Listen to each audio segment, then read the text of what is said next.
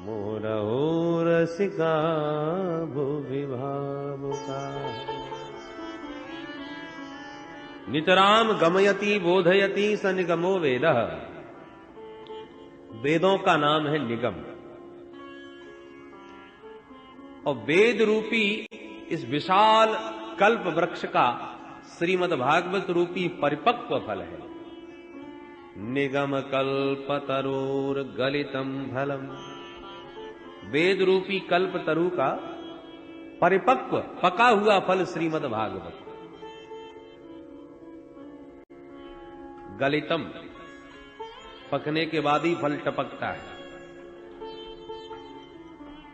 तोड़ने वाला फल कच्चा हो सकता है, पर सहज टपक के गिर जाए तो निश्चित पका होता है।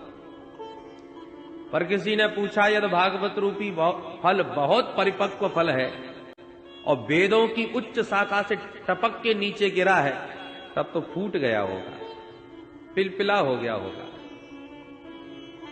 श्रीधर स्वामी पाद कहते हैं, नहीं नहीं, फूटा हुआ फल नहीं है ये। तो बोले, शिष्य प्रशिष्य शाखा पल्लव परंपराया सनई अखंड मेवावतीर्णम न तो उच्च निपातेन स्फुटितम। दमदी से नीचे गिरा होता तो शायद फूट जाता, पर ये तो डाली प्रति डाली शाखाओं के द्वारा सनई सनई धरातल पर आया। सबसे पहले नारद की शाखा से, नारायण प्रभु की दिव्य शाखा से ये फल टपका। भगवता प्रोक्तम भागवतम, इसका नाम भागवत है क्योंकि चतुश्लोकी भागवत के रूप में ये बीज भगवान ने ब्रह्मा जी को प्रदान किया। तो नारायण की शाखा से ये फल टपका तो ब्रह्मा की शाखा पर आके अटका, पर ब्रह्मा की शाखा से टपका तो नारद की शाखा पर लटका, फिर नारद की शाखा से टपका तो व्यास की शाखा पर अटका, फिर व्यास की शाखा से टपका तो सुख शाखा पर अटका, फिर सुख शाखा से टपका तब परीक्षित के माध्यम से सूत आदि अनेक ऋषियों को प्राप्त हुआ। तो सनई सनई अखंड मेवावतीर्णम, ये धीरे धीरे डालियों के सहयोग से धरातल पर आया है, इसलिए टूटा फूटा नहीं है। यथावत ज्यों का त्यों ये फल धरातल पर उपलब्ध हो गया। बोलो जय श्री कृष्ण। किसी ने पूछा, भैया फल तो आपका बड़ा सुंदर है, बिना फूटा भी है और पका भी है, परंतु कहीं खट्टा निकल पड़ा तब गला और बैठ जाएगा या मुंह खराब हो जाएगा। खट्टा फल खाने में अच्छा नहीं लगता, मीठा होना चाहिए।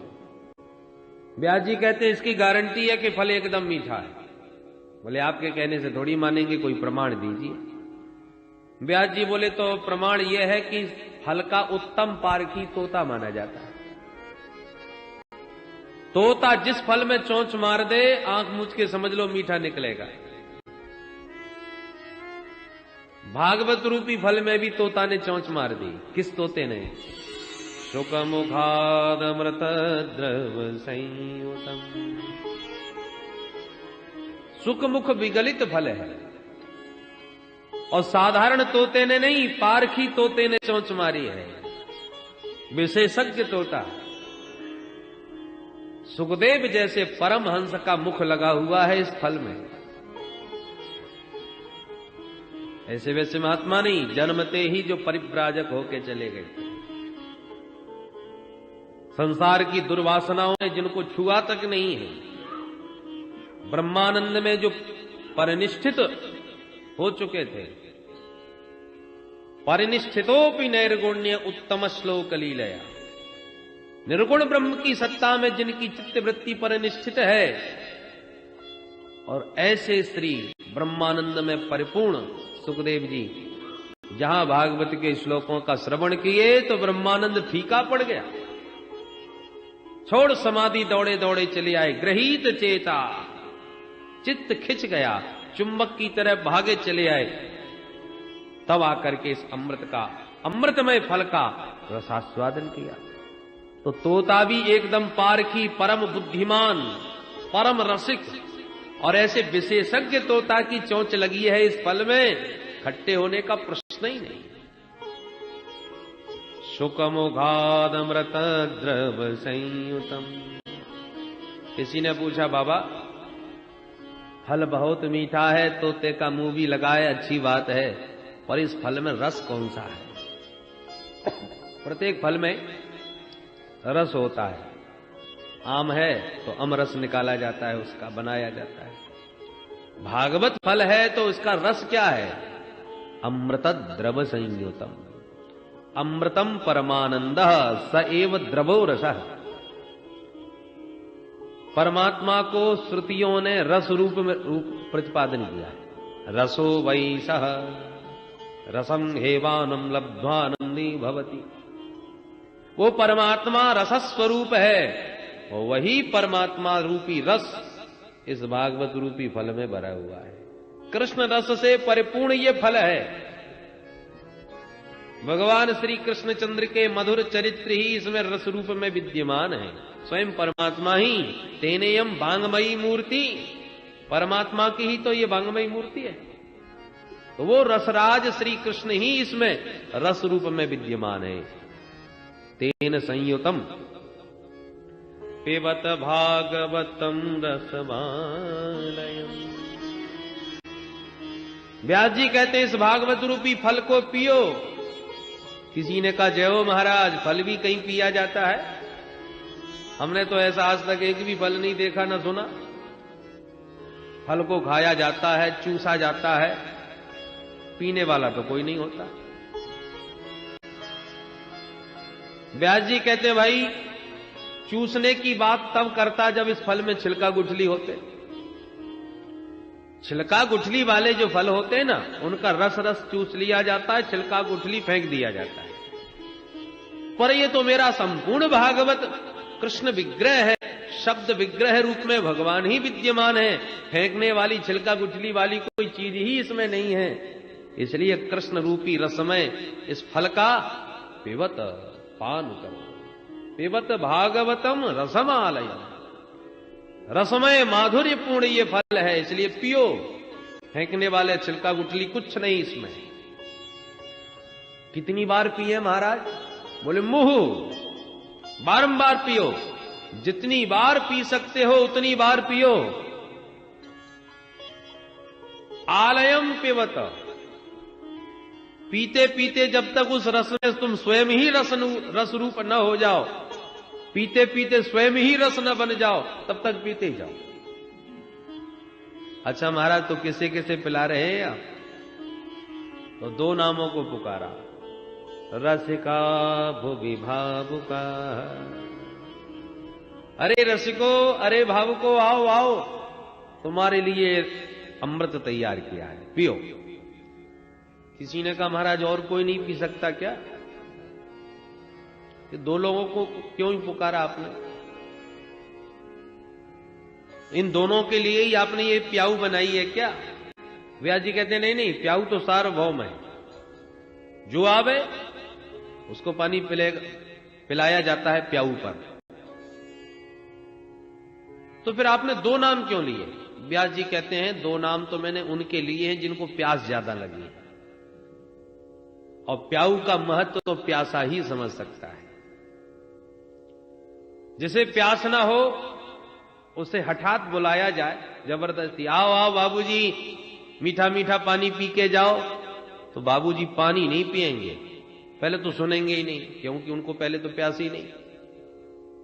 प्याऊ वाला चाहे जितना चिल्लावे, और फिर भी दुराग्रह पूर्वक उसने बुला ही लिया बाबूजी को, तो बाबूजी आएंगे तो पानी बाद में पिएंगे, पहले उस प्रश्नों की जड़ी लगाएंगे। ये बताओ भाई, पानी तो पिला रहे हो, पर कहां से भर के लाते हो? कुआ बावड़ी से भरते हो कि नल तालाब से भरते हो? काय का पानी है? बोले बाबूजी शुद्ध कुएं का जल है, अपने घर का कुआ है, बड़ा मधुर जल है, आप पी के देखिए। अच्छा अच्छा, वो तो ठीक है, पर पानी नित्य छान के भरते हो कि बिना छान के भर लेते हो? अरे नहीं बाबूजी, छान के भरता हूं। अच्छा, बर्तन तो ठीक से मांजते हो नित्य? हाँ बाबूजी, बर्तन भी मांजता हूं, पानी भी छानता हूं, और शुद्ध कुएं का जल भर के लाता हूं। अब आप पी के तो देखिए कितना ठंडा है। अच्छा, तो ज्यादा ठंडा तो नहीं है, कहीं गला खराब ना हो जाए? अरे राम राम, इतने प्रश्न कर डाले, पानी को छुआ तक नहीं। ये प्रश्न इसलिए हो रहे हैं क्योंकि प्यास नहीं। और कहीं रेगिस्तान में फंस गए होते और प्यास के मारे मुंह चिपक रहा होता और कोसों दूर तक पानी का दर्शन न हो रहा होता, उस क्षण की जरा कल्पना कर लें। और उस समय कोई अचानक कह दे भैया पानी पियोगे, तो बोलो फुर्सत होगी कि छान के भरा के माच के भरा के कुएं से भरा।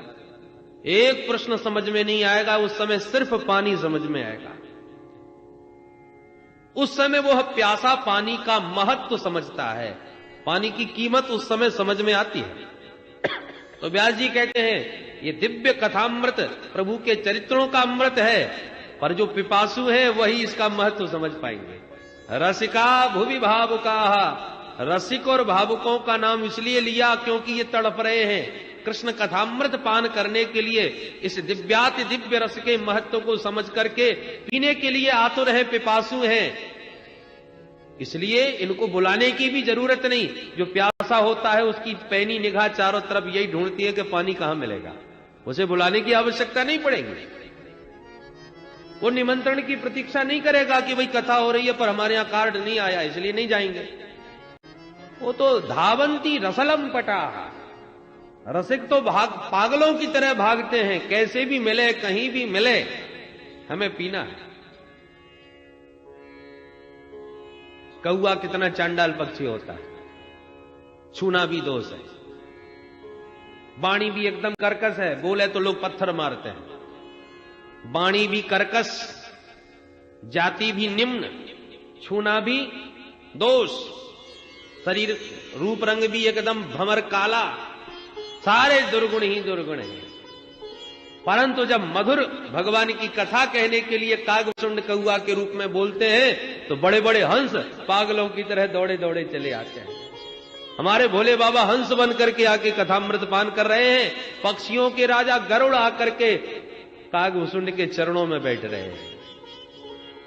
तो धावंती रसलम पटा, जो रसिक हैं, जिन्होंने उस तत्व को समझा है, वो तो पागलों की तरह भागते हैं, कहां बैठने को मिलेगा, कैसे मिलेगा। अरे हम पक्षियों के राजा हैं और वो चांडाल पक्षी के चरणों में बैठ के कथा सुनेंगे भला। ये सारा अभिमान कोने में धर देते हैं, सारा अभिमान त्याग कर, क्यों? उस रस का लाभ लेना है। तो रसिक और भावुक उसका महत्व समझते हैं, और जिनके मन में श्रद्धा नहीं, भगवान के प्रति प्रेम नहीं, पहले तो वो कथा में आते नहीं।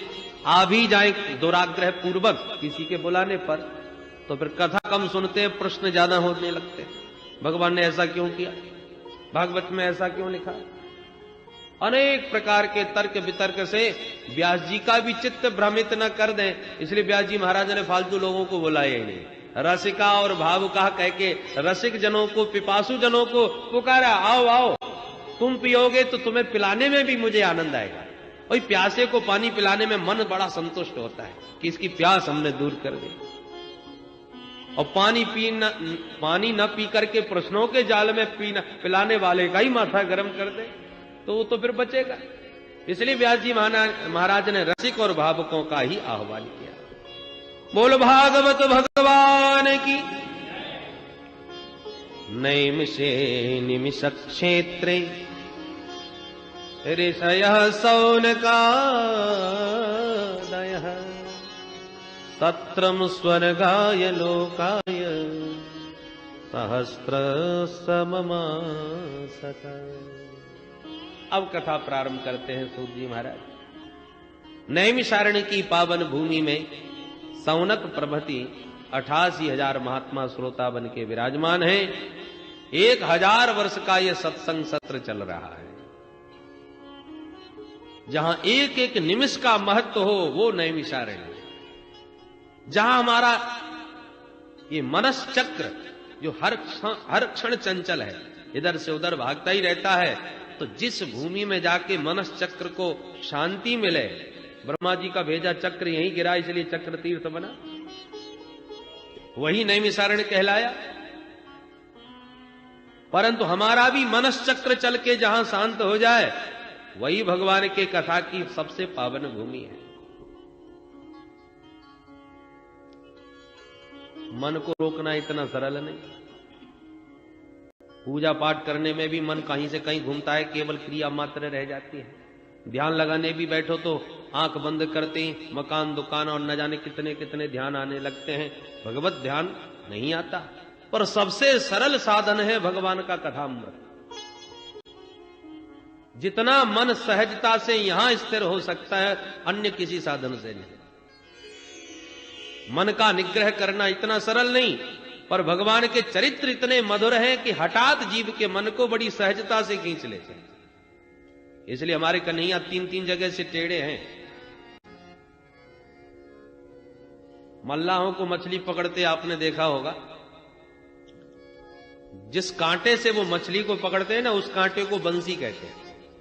जिस बंसी में मछली फंस जाती है, टेढ़ा कांटा।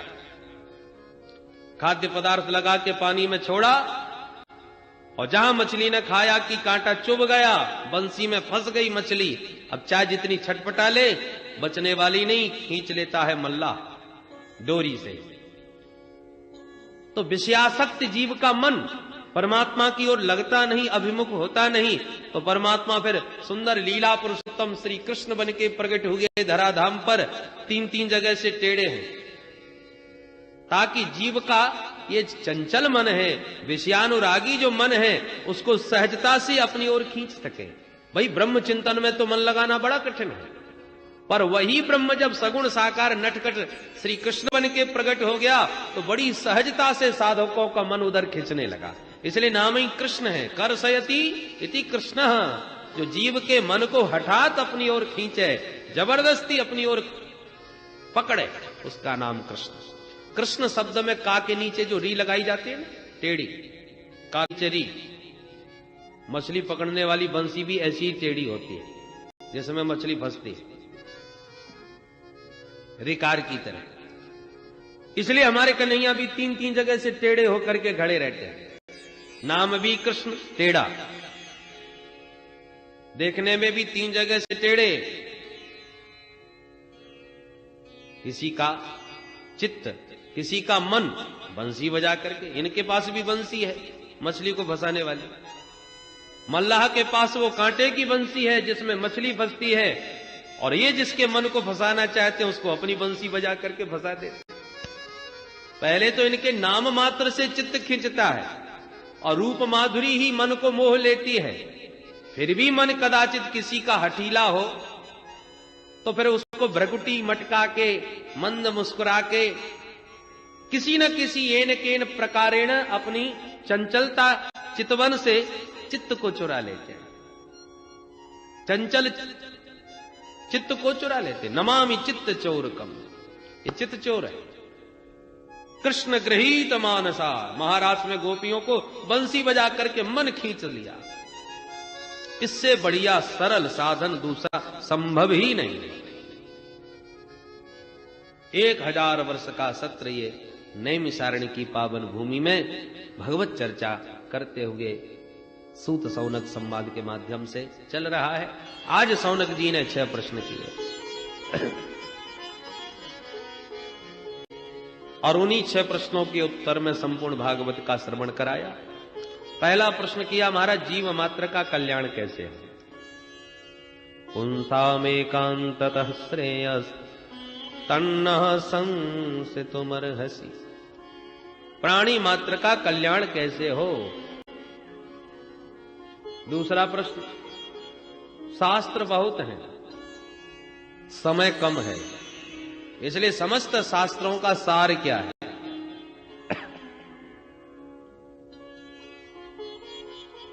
तीसरा प्रश्न यह है, महाराज भगवान यदि कर्तुम अकर्तुम अथा कर्तुम समर्थ जगदीश्वर हैं, तो वो अवतार क्यों लेते हैं? जिनके संकल्प से संसार का सृजन हो सकता है, तो क्या उनके संकल्प से दुष्टों का विनाश नहीं हो सकता? यदि उनकी इच्छा मात्र से शत्रु का संहार हो सकता है, तो उसको फिर स्वयं आने की क्या आवश्यकता पड़ती है? उस परमात्मा का जन्म क्यों होता है? यदि भगवान ने अवतार लिए, तो प्रश्न है कि भगवान के कितने अवतार हुए? कहां कहां किस किस रूप में कितने प्रभु के अवतार हुए? 5वां प्रश्न है जीवन का परम लक्ष्य क्या है। और 6वां प्रश्न यह है कि भगवान धर्म की स्थापना के लिए आते हैं, पर जब भगवान लीला संवरण करके चले जाते हैं तो फिर धर्म किसकी शरण में जाता है। धर्मः कम शरणं गतः। ये 6 प्रश्न किए। इन 6 प्रश्नों को सुनकर के सूत जी महाराज प्रसन्न हो गए और बोले, महात्माओं जरा अपने गुरुदेव भगवान का ध्यान कर लें, तब आपके इन प्रश्नों का जवाब देंगे। और सुखदेव जी महाराज का 2 श्लोकों में सूत जी ने ध्यान किया। यम प्रव्रजन्तमनुपेतमपेत कृत्यम द्वैपायनो विरह कातर आजुहाव पुत्रेति तन्मयतया तरवोभिनेदुस्तं सर्वभूत हृदयं मुनिमानतोऽस्मि यस्वानुभावमखिल श्रुतिसारमेकम् अध्यात्मदीपमतितितीर्षितां तमोन्धम् संसारिणां करुणयाः पुराणगुह्यम् तं व्याससूनुमुपयामि गुरुं मुनीनाम्। इन 2 श्लोकों में सुखदेव जी का ध्यान किया। श्री शुकाचार्य जी महाराज कैसे हैं? यम प्रव्रजंतम अनुपेतम अपेत कृत्यम, जो जन्म लेते ही प्रव्रजंत हो गए। ब्रजगतौ धातु में प्र उपसर्ग लगा हुआ है। जिनका वैराग्य इतना उच्च कोटि का कि पिताजी विरह में डूबे हुए पुत्र पुत्र कह के पुकार रहे हैं, पर मुड़ के भी नहीं देखा। परिस्थिति विपरीत हो तो वैराग्य बहुतों को चढ़ता है। अरे दुनिया में कहीं कुछ नहीं धरा, 24 घंटे इतनी मेहनत कर रहे हैं, फिर भी जब देखो तब वही समस्याएं। और जिनके लिए मेहनत कर रहे हैं कभी कभी वही लोग आंख दिखाने लगते हैं हमको। हम उनके लिए कमा कमा के मरे, वो हमको ही डांट रहे हैं, हमको आंख दिखा रहे। सब दुनिया स्वार्थी, चलो अपने बैठ के भजन करेंगे। तो परिस्थिति विपरीत है, समस्याएं सामने आ रही हैं, तो वैराग्य किसी को भी चढ़ सकता है। पर सुखदेव जी महाराज का तो सहज वैराग्य है, स्वाभाविक। पैदा हुए, पिताजी पुत्र पुत्र कह के वात्सल्य उड़ेल रहे हैं, और फिर भी वन की ओर चले जा रहे हैं। यम प्रव्रजंतम, जिनका उपनयन आदि संस्कार भी अभी नहीं हुआ। परमात्मा जिनको दर्शन देने, आशीर्वाद देने मां के गर्भ में ही जब पहुंच गए कि बेटा तुझे मेरी माया प्रभावित नहीं करेगी, तू निश्चिंत होकर के आ, तभी मां के गर्भ से बाहर निकले। अन्यथा जीव को ज्ञान तो सबको रहता है मां के गर्भ में कि हम कौन हैं और क्या हैं, पर जहां मां के गर्भ से आया बाहर कि माया लपेट लेती है और सारा ज्ञान भूल जाता है। भूमि परत भा ढावर पानी, भूमि परत भा ढावर पानी, भूमि परत भा ढावर पानी, भूमि परत भा ढावर पानी, जिम जीवहि माया लिपटानी, जिम जीवहि माया लपटानी, जिम जीवहि माया लिपटानी, जिम जीवहि माया लपटानी। निर्मल जल की धारा जैसे धरती का स्पर्श करते ही मलिन हो जाती है, ऐसे जीव जन्म लेते ही माया में मलिन हो जाता है। अहम ममेति सद्ग्राह करोति कुमतिर मतिम। बोल वृंदावन बिहारी लाल की जय। इसलिए सुखदेव जी तब तक मां के गर्भ से बाहर ही नहीं निकले जब तक प्रभु ने आशीर्वाद नहीं दे दिया। माया को सब कोई भजे, पर माधव भजे न को। जो कदापि माधव भजे, तो माया चेरी हो। जो माधव का दास बन गया, माया उसकी दासी बन जाती है। फिर माया उसका कुछ नहीं बिगाड़ सकती। माया में जो नाच रहा है वो जीवात्मा, और माया के बीच रह करके भी जो निर्लिप्त हो जाए, माया के बीच भी निर्लिप्त, वो महात्मा। और माया को भी जो अपने सारे पर नचावे, वो परमात्मा। तो सुखदेव जी विशुद्ध महात्मा है। यम प्रव्रजंत मनुपेतमुपेत कृत्यम, द्वैपायनो विरह कातर आजुहाव। विरह से कातर श्री कृष्ण द्वैपायन वेद व्यास जी महाराज पुत्र पुत्र पुकारते जा रहे हैं। जब जोर से कहते हैं बेटा, तो जंगल के वृक्षों से भी प्रतिध्वनि निकलती है, बेटा। ऐसा लग रहा है जैसे व्यास जी के विरह को देख करके जंगल के वृक्ष भी विरही हो गए, और व्यास जी के स्वर में अपना स्वर मिलाकर के वृक्षों ने भी बेटा बेटा पुकारना प्रारंभ कर दिया। ऐसे सर्वभूत हृदय सम्राट श्री सुखदेव जी के पाद पद्मों में हम बारंबार प्रणाम करते हैं। जिन श्री सुखदेव जी महाराज ने अखिल श्रुति सारमेकम, समस्त श्रुतियों का, वेदों का मंथन करके और एक साथ, जैसे खूब दधि मंथन करके मक्खन निकाल लिया, ऐसी समस्त श्रुतियों का, शास्त्रों का मंथन। अनुभावम अखिल श्रुति सारमेकम, अध्यात्म दीपमतिथितीरिषितान्तमोऽन्धम्, संसारिणां करुणया पुराणगुह्यम्, तं व्याससूनुमुपयामि गुरुं मुनीना। जिन श्री सुखदेव जी महाराज ने समस्त श्रुतियों का मंथन करके अध्यात्म का एक सुंदर सार निकाल करके एक दीपक प्रज्वलित किया, और श्रीमद् भागवत रूपी ज्ञान दीप प्रज्वलित क्यों किया?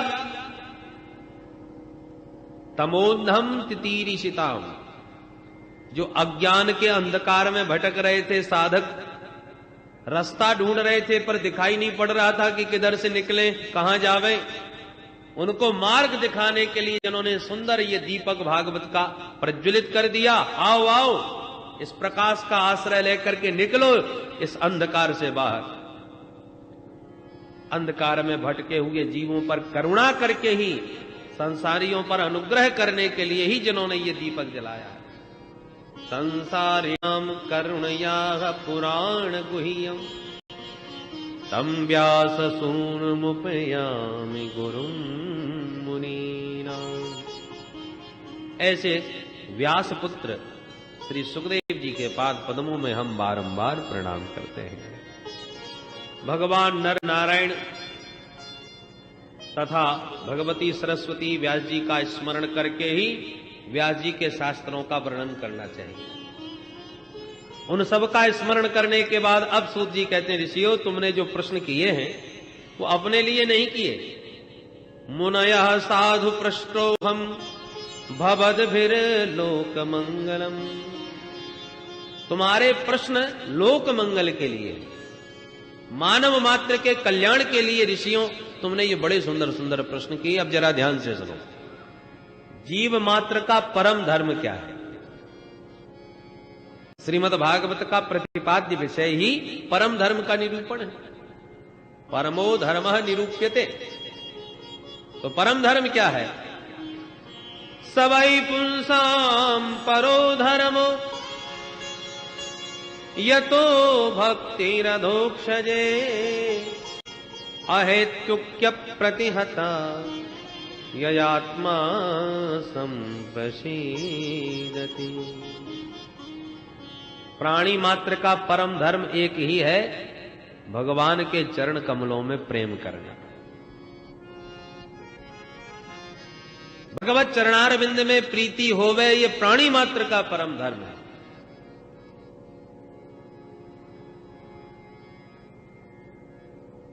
परंतु वो भगवान का प्रेम कैसा होवे? भगवान से प्रेम तो हम सब कर रहे हैं, परंतु कब करते हैं? जब कोई काम पड़ता है। हे भगवान, हाई स्कूल की परीक्षा है, भगवान जाने कैसे पास होंगे, प्रथम श्रेणी आनी चाहिए प्रभु, 201 रुपया का भोग हमारी तरफ से भी पक्का जरूर लगाएंगे। तो जब कोई समस्या सामने आती है, कोई बहुत जटिलता सामने आती है, तब भगवान में हमारा प्रेम खूब जमता है। और कहीं ठाकुर जी ने सेकंड डिवीजन भी पास कर दिया तो 100 रुपये ही चढ़ाई, प्रथम श्रेणी की बात वही थी।